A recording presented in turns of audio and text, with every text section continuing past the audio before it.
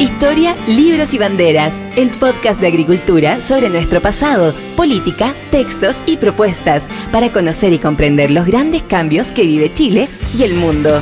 El historiador y académico Alejandro San Francisco, junto a un invitado, con una relajada pero profunda conversación, analizarán los cambios que vive hoy nuestra sociedad. Historia, libros y banderas, con el historiador y académico Alejandro San Francisco. En CMPC llevamos un largo camino fortaleciendo nuestro trabajo, lo que nos ha permitido desarrollar distintas iniciativas junto a comunidades, por ejemplo, con la recuperación de un árbol extinto o el restablecimiento de agua potable en zonas rurales, la conexión del turismo y cultura a través de una sola ruta, o también el desarrollo de envases reciclables y amigables con el medio ambiente. Son esos y otros desafíos los que hoy nos permiten creer en el valor de las soluciones inspiradas en la naturaleza. CMPC, creando valor natural. Conoce más en cmpc.com. Hola, ¿cómo están? Soy Alejandro San Francisco y estamos en Historia, Libros y Banderas. Muy contento de tener con nosotros a Mariana Perry, historiadora especializada en historia política de Chile, historia reciente, en temas como el socialismo, el exilio y la democracia.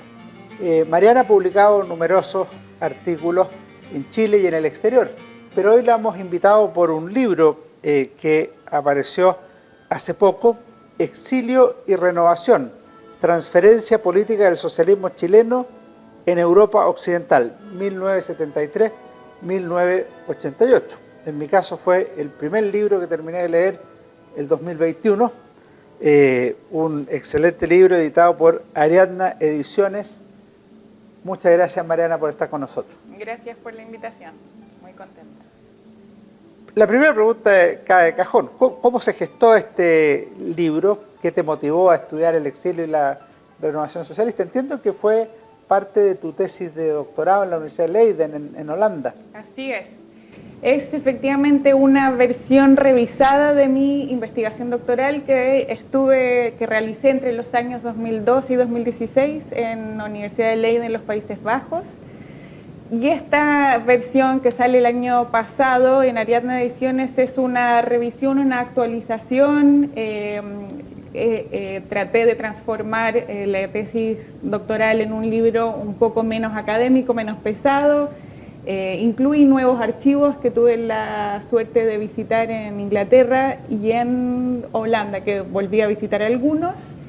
Y traté de incluir las nuevas investigaciones que han estado saliendo sobre el tema, así que es una versión actualizada y un poco más liviana en términos teóricos en relación a la tesis doctoral.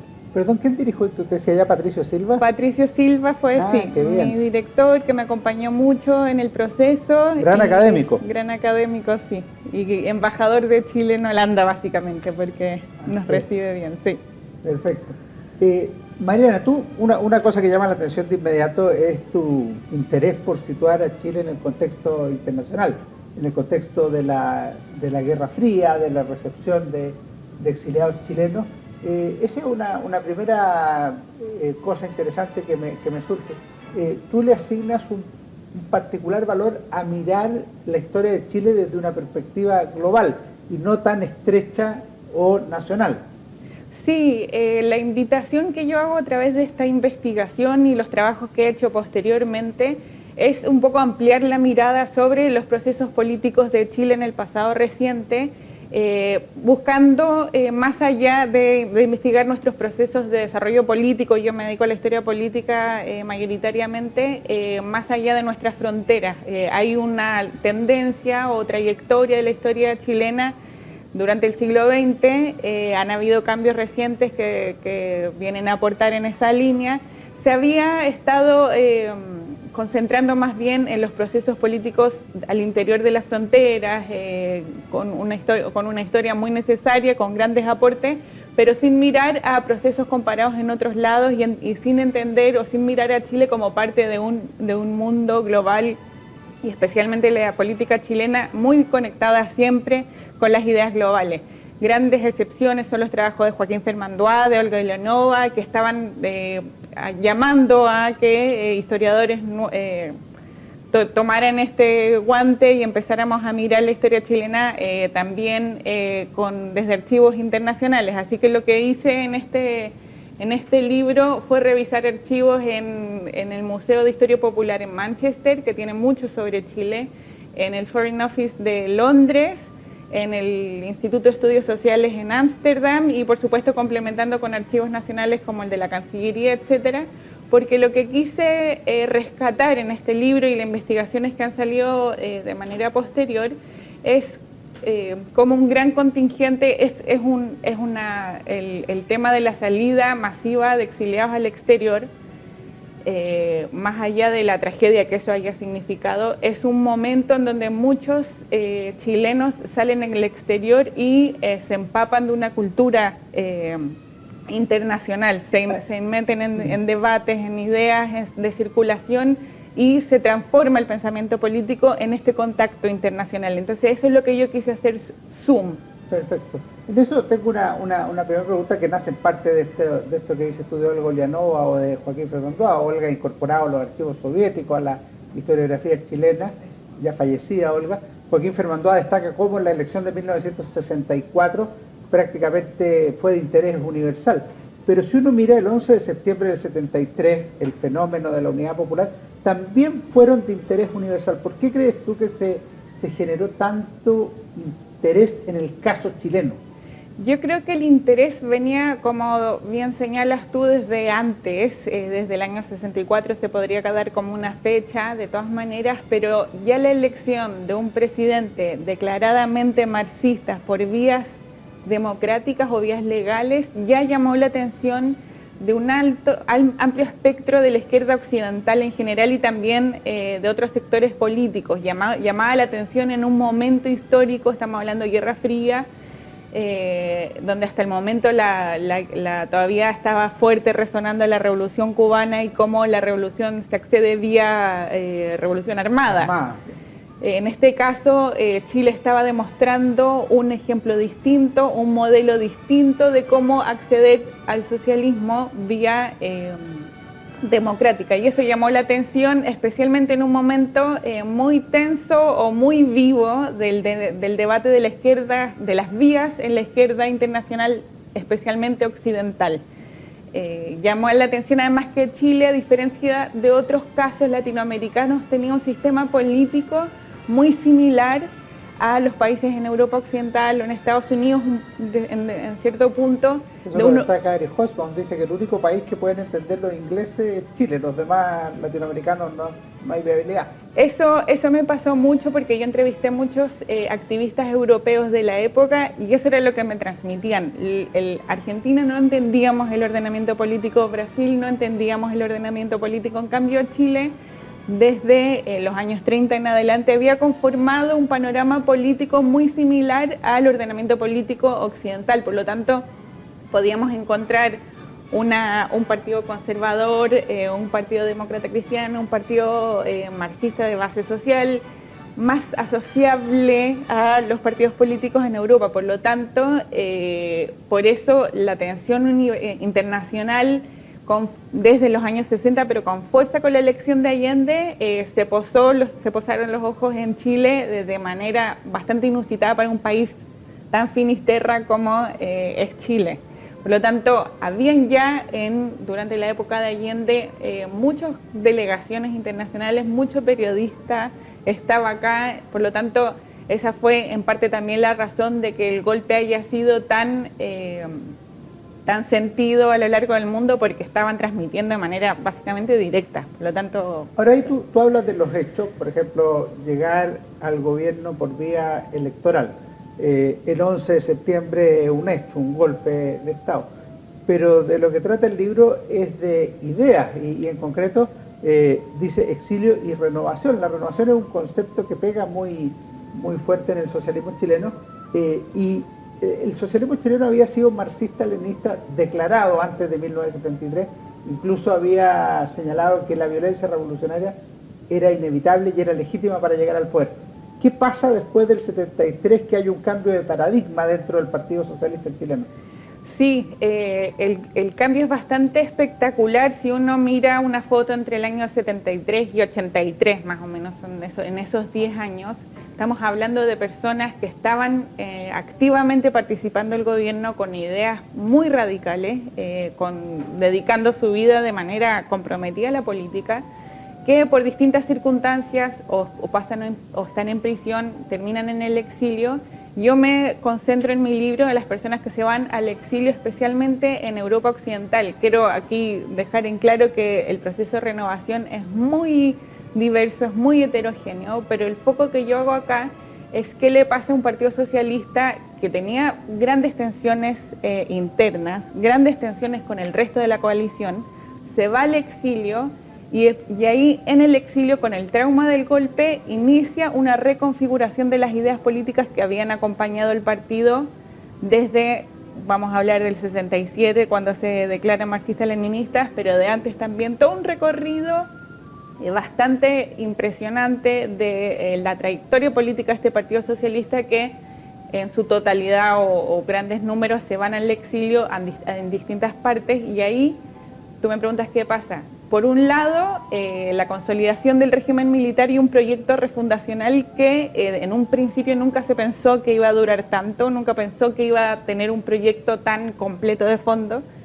Y por otro lado, todo el contexto político que acompañó a los exiliados. Por un lado, por ejemplo, yo me enfoco en el caso del Partido Socialista y pongo como un hito central es la división del año 79 del Partido Socialista, en donde hay un sector del Partido Socialista liderado por Clodomiro Almeida, quien había sido ministro de Relaciones Exteriores del gobierno de Allende, que hace las veces de continuidad del socialismo durante la Unidad Popular. Él se mantiene cercano a la Unión Soviética, muy acompañado por sus anfitriones de la RDA, por Erich Honecker y por la órbita de la Unión Soviética, y mantienen, como decías, una línea de continuidad con la Unidad Popular, con los sectores más bien radicales, y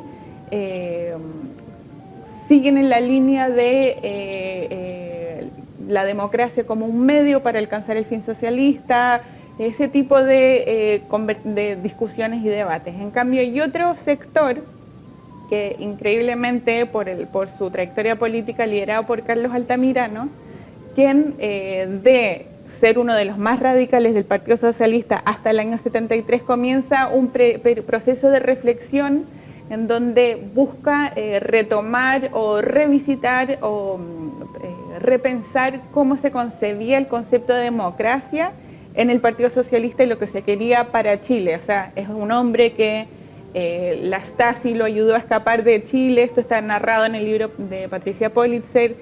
Fue la RDA quien le ayuda, que provee de ayuda, que el Partido Socialista no tenía las redes que sí tenía el Partido Comunista. Llega a la RDA y él desde ahí empieza esta reflexión para pensar desde una mirada más autocrítica en dónde nos equivocamos como partido, en dónde nos equivocamos como gobierno, y ahí empieza esta reflexión que va a devenir en una división muy importante del Partido Socialista, como decía, en el año 79, dividiendo las aguas entre quienes siguen en la órbita soviética y quienes, liderados por Altamirano, se van más hacia la Europa Occidental, y ellos inician este proceso de renovación que básicamente implica revalorar la democracia como marco regulatorio y no como un medio. Yo diría que los conceptos clave ahí son el que dices tú, la democracia.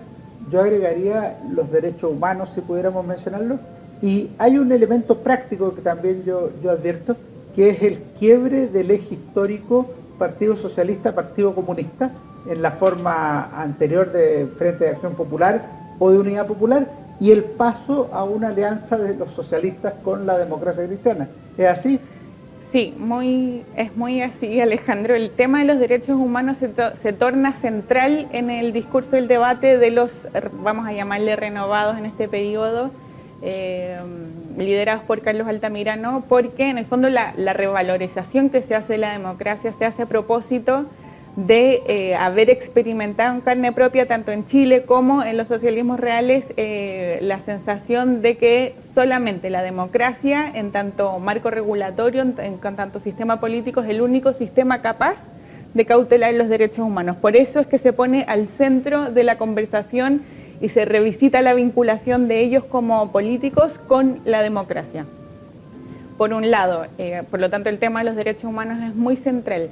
Y esa revaloración de la democracia hace apuntar los dados, si se quiere, o a criticar la fórmula de aplicación del socialismo en los socialismos reales, como lo que habían experimentado en la RDA o en los países de la órbita soviética, y empiezan a criticar estos socialismos reales, lo que significaba criticar a sus anfitriones y al Partido Comunista de Chile, siempre muy alineado con lo que emanaba desde Moscú.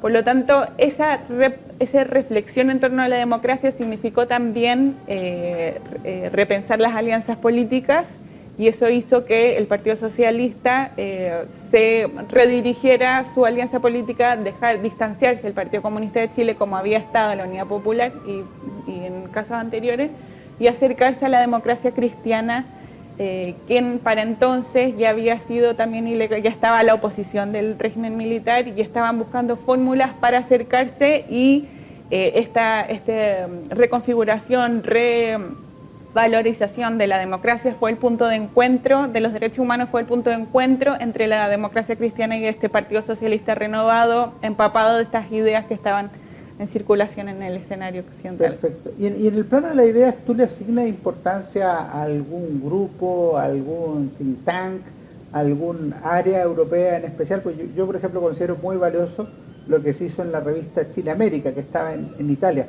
Me parece que tú destacas especialmente el Instituto para el Nuevo Chile, que estaba en Holanda.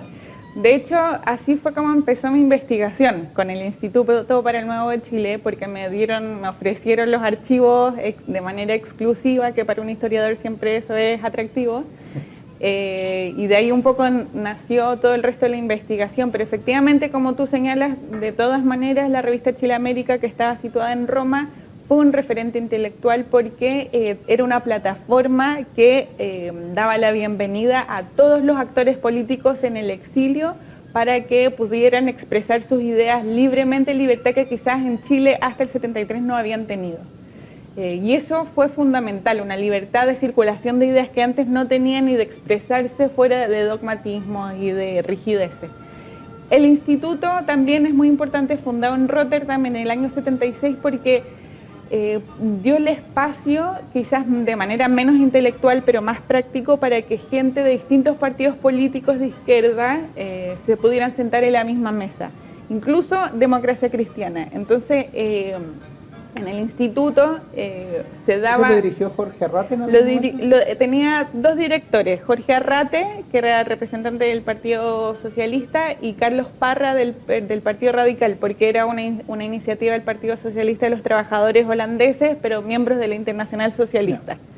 Pero la idea que estaba a la base de la creación del instituto era invitar a crear una oposición unificada y democrática en contra del régimen militar, y además al mismo tiempo pensar un Chile democrático. ¿Cómo sería? Por eso el título Instituto para un Nuevo Chile, pensar cómo iban a gobernar en el caso de vuelta a la democracia. Por lo tanto, fue un espacio de intercambio, de ampliación, de unidad de la oposición.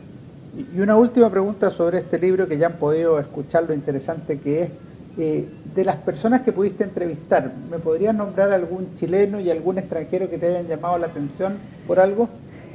Yo definitivamente como chileno diría Jorge Arrate, que es un político muy completo, porque escribió muchos libros, fue de los últimos que se le permitió la entrada a Chile, fue muy activo tanto en la política interna del Partido Socialista, pero también estuvo a cargo de Chile Democrático en Roma, que organizaba la solidaridad internacional. Por lo tanto, es increíble cómo él hizo esta ruta intelectual de pasar también estuvo con problemas de seguridad, estuvo en Roma, después del atentado fallido contra Bernardo Leighton, se fueron a Berlín con su familia, y fue uno de los mayores protagonistas de la renovación en un sentido intelectual. Y en extranjero entrevisté a Wim Kok, que fue primer ministro de Holanda en los 90, que él me contó que él como jefe de los sindicatos estuvo marchando por la causa chilena con pancartas en los 70. Después llegó a ser, como digo, primer ministro, y qué impresionante cómo activistas europeos estuvieron tan involucrados en el caso chileno. Llama la atención hasta el día de hoy cómo se involucraron de manera tan activa por la causa democrática chilena, y él recordaba con mucho cariño. Sí. Te voy a hacer una última pregunta que le hacemos a todos nuestros invitados. Una recomendación de lectura para nuestros auditores, algún libro que te haya marcado, puede ser de historia, de literatura, del tema que tú quieras. Voy a recomendar un libro, pero podrían ser más, de un autor que he estado leyendo los últimos años de mi vida, 2 años, que es un libro de Stefan Zweig, este escritor austríaco del siglo XX. Él escribió... Con una vida dramática. Una vida dramática con un fin dramático en Brasil, creo. Pero es un autor muy completo, escribe biografía, escribe novelas, muy conocedor de la historia, y yo creo que destaca en el género de biografía. El que recomiendo como primer lugar es Fouché, que es la historia de este político de Francia, que estuvo desde la Revolución Francesa, pasó por el periodo sobrevivió al periodo de Robespierre, después estuvo a cargo fue el más radical de la Revolución Francesa y pasó a ser el más radical del Imperio Napoleónico, y fue el más radical que pidió la vuelta de Luis XVIII, en el corazón del poder. En el corazón del poder, y logrando sobrevivir a todos estos vaivenes que fueron tan dramáticos en este periodo en Francia. Y es muy interesante cómo Stefan Zweig hace el análisis de esta trayectoria, porque se nota que no le cae bien su protagonista, pero le fascina su inteligencia política. Perfecto. Y lo hace con una pluma muy bonita, muy atractiva y muy completa. Y a mí como historiadora sus libros me encantan porque hace una buena síntesis entre historia y entre novela. Muy buena recomendación, excelente. Yo me voy a colgar de la Mariana para recomendar El mundo de ayer, otro gran libro de Stefan Zweig, que son memorias de la Europa y la Viena que se acabó con la Primera Guerra Mundial. Muchas gracias, Mariana, por habernos acompañado en Historia, Libros y Banderas. Nos vemos en nuestro próximo capítulo. Chao. Fue Historia, Libros y Banderas con Alejandro San Francisco.